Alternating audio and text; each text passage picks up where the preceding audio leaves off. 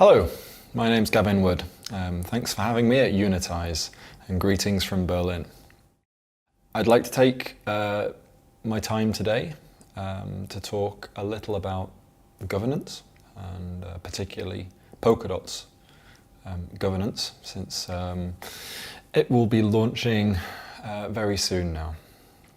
It's around a month since we launched the first chain candidate for Polkadot, so basically the first attempt, hopefully the only attempt, and so far Polkadot's launch process is going very well. We're in phase 2 at the moment, whereby we have switched to the nominated proof of stake consensus system, away from originally a proof of authority consensus system, and we now have 200 validators who are maintaining the network, processing blocks and transactions. The next stage will be the rollout of Polkadot's governance system, and I'm quite excited to tell you about it today. I think initially it's helpful for us to talk a little bit about why governance is important. So what is governance? So governance is, there's a few definitions that you can go by. Here's a couple of them. Governance is the way that rules, norms and actions are structured, sustained, regulated and held accountable. That's from Wikipedia. The United Nations, on the other hand, says that governance has been defined as the rules of a political system to solve conflicts between actors and adopt decision. So, in both of these definitions, we see that there's like a system of rules. We talk about rules. Rules about making decisions, with the participants of those sort of decisions being held accountable. So this rules, decisions and accountability seem to be fairly common throughout the mainstream definitions of governance are. In the context of technology, decisions really tend to fall into the evolution of standards and protocols. There's not that much that can be decided upon if stay strictly within technology. And in the context of autonomous crypto economic systems, then the decisions will fall basically to the evolution of the protocol itself. And the rules are, well, because we want to have them be autonomously executed, they're going to be algorithmic, absolute and machine executable. And accountability would be facilitated through machine-readable signed statements and transactions. So basically, we can form this triad of decisions, rules, and accountability by putting it all on chain. Blockchain seems a pretty solid direction to go in for addressing what is generally recognized to be governance. So in short, what is governance? Well, it's the rules over the system rather than the rules within the system, right? And it's really important to understand the distinction between over the system and within the system, right? Within the system is like the rules for, to take a country as an example, like a typical rule of law country. Well, the rules within the system are the sort of rules that say what you are and aren't allowed to do when you walk down the street, in terms of civil contracts, whatever, when you're interacting with everyone else in the world. But the rules over the system are the rules that basically allow us to alter the rules both over the system and within the system, right? So this is like your parliamentary democracy. This is about who are your elected representatives. How do those elected representatives decide new laws? How does the constitution get changed? What if you want to amend it? How do you vote in a president? What's the president? What are the restrictions of the power? How much power does a president have? How much power does Congress have? What happens when Congress and the president disagree? All of this stuff, these are rules over the system, right? Now, it might, we kind of sludge them all together and just call it the law, but actually it makes a lot of sense to think of, well, what part of the law is sort of able to change itself, the law in general, and what part of the law is just sort of by the by running day by day bread and butter stuff. And as far as blockchain is concerned, so far at least, we've only done the by day-by-day bread and butter stuff. We haven't really thought about how blockchain can be used as a means of actually evolving the rules of the blockchain, evolving the nature of the business logic of the blockchain. Decentralization and crypto prevent the corruption of these rules, of the following of these rules. So obviously we should use them. Like, it makes no sense to have a system that can follow rules perfectly, regardless of who's trying to attack it or corrupt it, and yet not use it for governance. Secondly, decentralized, like these crypto-economic systems, I think will become the new states of the internet, the new kind of nation states. I think they will look much less like dumb assets and much more like real governments, real nations with various apparatus of state contained within them. When Bitcoin came out, there was like the military in some sense, the miners, right? They were providing the security for Bitcoin. They were the ones preventing, like, for example, rogue Litecoin miners from double spending by 51% attacking the Bitcoin chain. And it also had a notion of currency, right? Bitcoin could mint its own currency. So it had two elements that are very, very directly identifiable as a nation state. Well, in my mind, there will be many more than two elements in the not too distant future. We will see blockchain ecosystems, blockchain crypto-economic systems sporting various other apparatus of state. One of the things that these blockchain, these sort of nation states do, they have to keep embassies up. They have to interact with other nation states, right? Because it's in everybody's interest. If I interact with you, we can do a deal, we both benefit against everybody else. The isolationist states tend not to do very well. The trading states tend to do much better. So we need decentralized, we need governance in these decentralized crypto-economic systems to be able to speak for the aggregated state, the aggregated blockchain nation state. I have to manage outward relations somehow. And finally, my third sort of point in all of this, why bother, is, decentralized crypto-economic systems, these blockchains, these blockchain economies control huge amounts of value, hundreds of millions sometimes, billions occasionally. These are economic heavyweights, right? And it makes no sense for this huge amount of market capitalization not to be put to use. Yeah, it's like, well, there's obviously some skepticism in some corners about precisely to what degree it's acceptable to put this market capitalization to use. But ultimately, if the point of this system is to survive, then it should do whatever it can. It should use whatever it can use to do that. Now, if we had rules that said, well, actually you can spend 0.01% of your market capitalization each year on something that will help make it more, the chain more valuable, it's a simple business decision. It's a simple cost benefit. Yes, well, if it can make it more valuable than it costs for that 0.01% costs, and that any indirect effects of taking that 0.01% out or inflating 0.01% would have, then you would do it. Like it's as simple as that.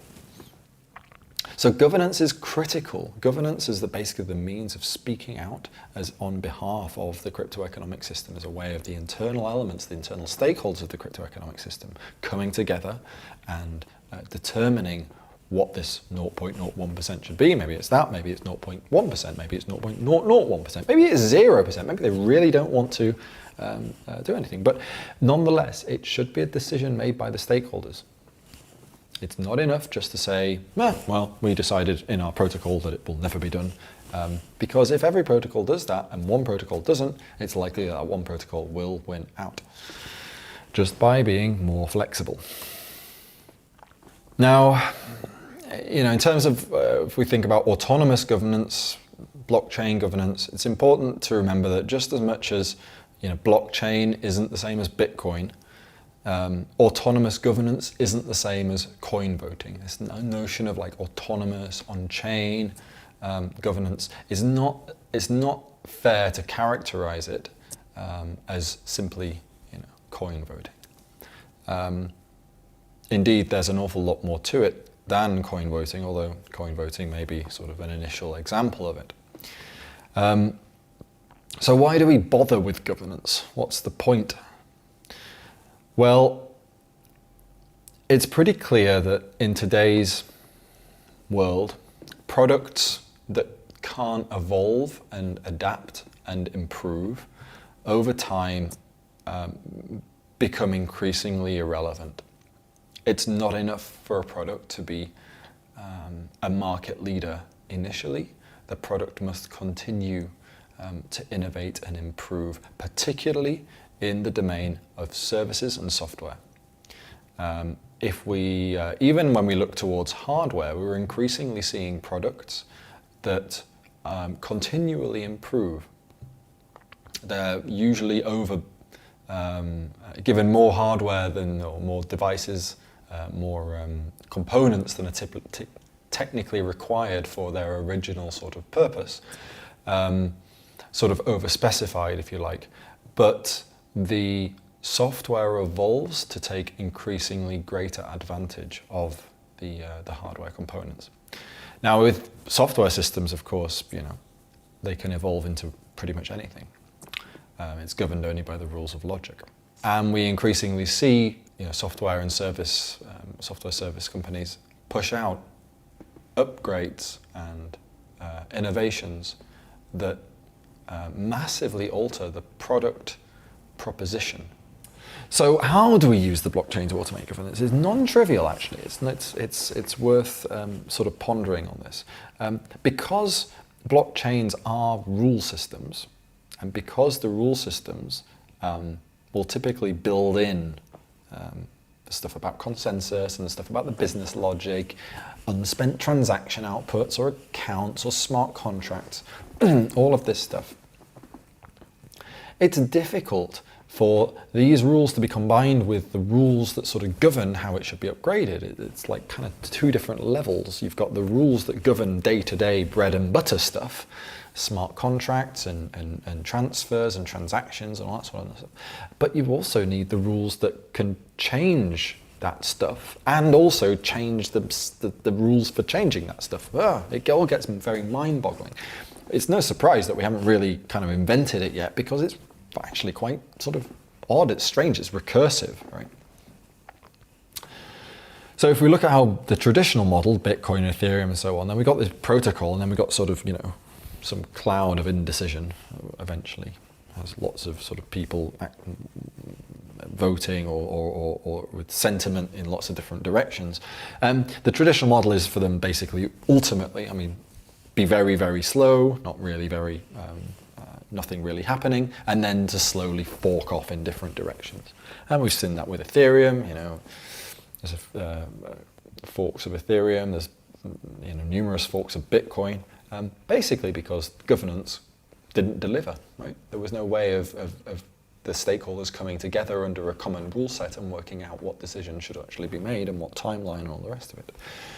Well, Polkadot is a meta protocol. Now, what this means is the only bit that's actually fixed in Polkadot is the very, very, very bottom, right? The bit that we don't have any of the parachain stuff or smart contracts or even balances or balance transfers. None of this stuff exists at the meta protocol level. The meta protocol level is the very, very basic building blocks that you could build something like Polkadot with. It doesn't really define anything except very basic kind of notion on how to agree on the history of the blockchain history, right?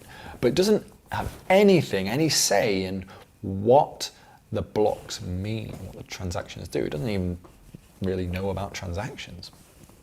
And it's in this meta protocol, this very low level thing, this very basic thing, that we implement the rest of Polkadot. We implement things like balances and accounts, right? We implement the notion of transactions. We implement things like the governance. We implement things like the treasury. We implement things like parachains. All of this it sits on top of the underlying protocol. Just in the same way that you can upload smart contracts to Bitcoin or have an account, upload smart contracts to Ethereum or have an account on Bitcoin, it sits inside of this protocol, inside of the outer protocol, the meta protocol, and can be changed by the meta protocol, right? Now it can tell the meta protocol to change itself. So the meta protocol doesn't change, but it doesn't need to change because it's so general, it's so abstract. But the things that make Polkadot actually sit within the meta protocol, and they can be changed, right? So this allows Polkadot to upgrade itself autonomously, with completely seamlessly. One block, it's that Polkadot V1, and then bang, the next block, it's Polkadot V2, just like that. No one had to upgrade any nodes. There was no decision on the part of validators whether they should continue validating on Polkadot or not. It was as if by magic the network just decided in and of itself to become a new network, to do new stuff, different stuff. Now, why has governance taken so long to be introduced? It seems like if I'm convincing you it's a good idea, then how come we're still sort of waiting for a major crypto economic system to have any kind of decent governance? Well, it's firstly a very clear indicator that this is an immature ecosystem. 10 years since Bitcoin has passed, 5 years since Ethereum has been launched.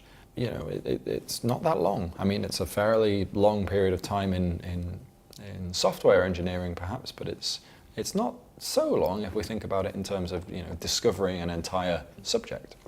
It was always unclear, even back when we were sort of trying to design Ethereum, what requirements there might be for future compatibility, like what we would need in order to ensure that the chain upgrades. I remember being asked back in a meetup in Silicon Valley in early 2014 about how we would manage upgradability for Ethereum. The answer was a sort of shrug of the shoulders. We don't, you know, the protocol will just manage itself. If people want to hard fork it, then it will get hard forked, it will get upgraded.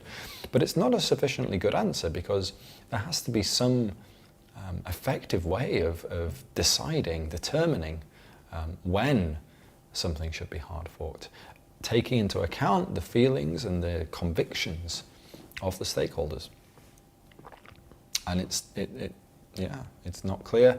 It was also fairly unclear to us that there would be much of a need to upgrade. We were sort of fervent in our belief that Ethereum would be sort of only one real proper upgrade, Ethereum 1 to Ethereum 2, when it would be scalable. And that would take some amount of time, maybe 2 or 3 years. We were optimistic then. And so, why would we spend a lot of time trying to consider this? In retrospect, I think it was a valid sort of position to take. We had many other more important things to be considering. But time has passed, and it's time to sort of address this shortfall, this shortcoming. Let's talk a little about Polkadot's governance, Polkadot's autonomous governance. There are 3 real sort of key things to think about, to sort of understand. Stake-weighted referenda, which I'll talk about in a little while, approval-voted council, and an endowed treasury. So let's talk a little bit about the referenda. So Polkadot allows arbitrary changes within its core. So the core blockchain that is Polkadot can actually be changed, upgraded if you like, in entirely arbitrary ways. This is, pretty clear from the fact that we've already been upgrading it, and the first chain candidate, admittedly, but still we've been upgrading it. We've been upgraded it from a proof of authority chain to a proof of stake chain. We're going to be upgrading it to introduce all of this governance stuff. And we added multiple pieces of functionality, freshly coded and audited, even during these last 4 weeks. So the fact that we can have arbitrary changes to the Polkadot sort of core protocol is is a relatively new thing in the blockchain world. As far as I'm aware, only one other protocol can do something similar, and it doesn't really implement it in a way that provides quite so much flexibility and performance as Polkadot. However, it's important to manage the power of being able to alter your core protocol with an appropriate amount of safety. We put everything through, all of these changes have to go through referendum. What do we mean by a referendum? Well, basically, there are one of these referendums happens per month. Alternate months come from different sources, 2 different sources. The council is one source, which I'll talk about in a little while, and the public form another source. There's a public queue that allows any member of the public, permissionless, to put forth a proposal for how Polkadot should change. So it's 1 month council, 1 month public, 1 month council, 1 month public. Then there's the votes for a referendum lasts. The voting period lasts 1 month, so that's just 1 month to decide which way you're going to go, aye or nay. Referendums are always aye or nay, they're always just binary decisions. And then once the counting is finished, so once this month is complete, and there is a decision made, if it is in favour of the change, then it will still be, that change will be delayed by 1 month. So there'll be a 1 month enactment delay, call it. So it won't happen, it won't actually be, the change won't go through for some time afterwards. There is another governance body, a governance body aside from referendums, called the council. And the council is a body of delegates, a body of people that have been voted in from the token holders, that basically have the power to do a few things. They have the power to spend from the treasury, which I'll talk about in a little bit, but they also have the power to introduce votes. We elect them using the same mechanism that we use for the staking system, notably the fragment algorithm, and it's essentially an approval vote. So each token holder can approve of one or more council members, and the one with the most approvals sort of gets in. From the point of view of the voter, you just pick a number of council members that you're happy with going in, and the system will kind of allocate the votes according to an optimization mechanism in order to get the most approved of councillors elected. Now the abilities of the council are pretty simple. The main one is that 50% of the time it can push out a proposal. So every other month, the council is able to table a proposal for how Polkadot should be changed. And if it's and the other 50% is by the public queue, which I already mentioned. If more than 60% of the council agree, then that proposal will become a majority carries proposal. So one way you just compare ayes and nays votes. Pretty, which we would expect the council to be, reasonably well agreed much of the time. Not always. We've seen in Kusama there are times that the council is split, but I think a lot of the time, especially for very uncontroversial upgrade proposals, the council will tend to be close to unanimous. There's usually one dissenter or one non-voter. But, in addition, the council can veto a public proposal. You can only veto it once. So if the public continue to propose this motion, this change, the council couldn't veto it indefinitely, but it can veto it once. This is mostly in case there are sort of known malicious proposals, so the council can weed them out. In case something just gets through, maybe there's not much in the queue, and someone very close to when the thing is chosen from the top of the queue very quickly puts in a bit of stake and makes sure that theirs gets selected. The council can basically wipe it off. Finally, in terms of the governance bodies, there's the technical committee. Now this is sort of an extra governance body in addition to the council, the Polkadot Council. It's It's smaller at the moment. It's only got 3 members. It's appointed by the council members, so it's not voted in. Under the sort of assertion that it should be appointed according to expertise of the protocol. Now, the rough rule that we've given, and it is really only a rough rule, it's not something that can be enforced in the protocol, but the rough rule is that the research team at the Web3 Foundation gets 1 vote, so 1 seat reserved for them, and every team that fully implements either a Polkadot client or the Polkadot runtime, the sort of the business logic of Polkadot, parachains and all that sort of stuff, gets 1 vote for each of those 2 things. So in principle, a development team, if they've fully implemented Polkadot, like the Parity development team has, will get 2 votes, and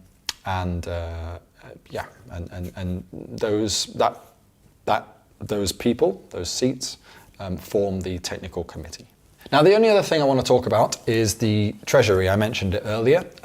So the Treasury is a pot of money on chain. It's controlled by the council.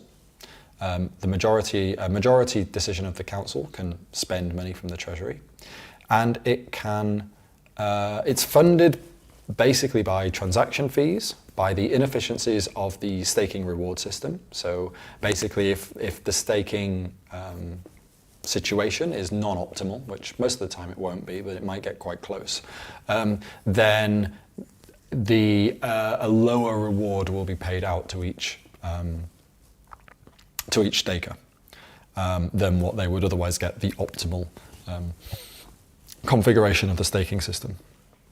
Now, this means that there's some extra reward, assuming that we stick to our 10% per year inflation rate, which means that that extra reward would just fund the Treasury. In addition to that, it also gets the bits and bobs from like slashing, so if there are any slashes, then that goes to the Treasury as well. The Treasury is designed really to provide, much like, as I mentioned, the governance apparatus of a nation state, the Treasury is there to sort of invest or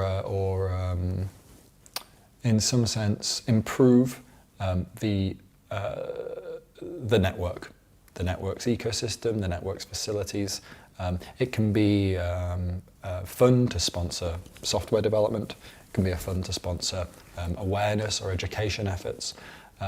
It can be a fund to sponsor research. Basically anything that could help make Polkadot better, the Polkadot Treasury is there to support. And the council is there as a means of deciding what counts as a good idea to be supporting or not. It's already got quite a lot of funds in it. I think I last checked. In fact, I can check right now. The Treasury has, as of right now, 40,051 dots in it.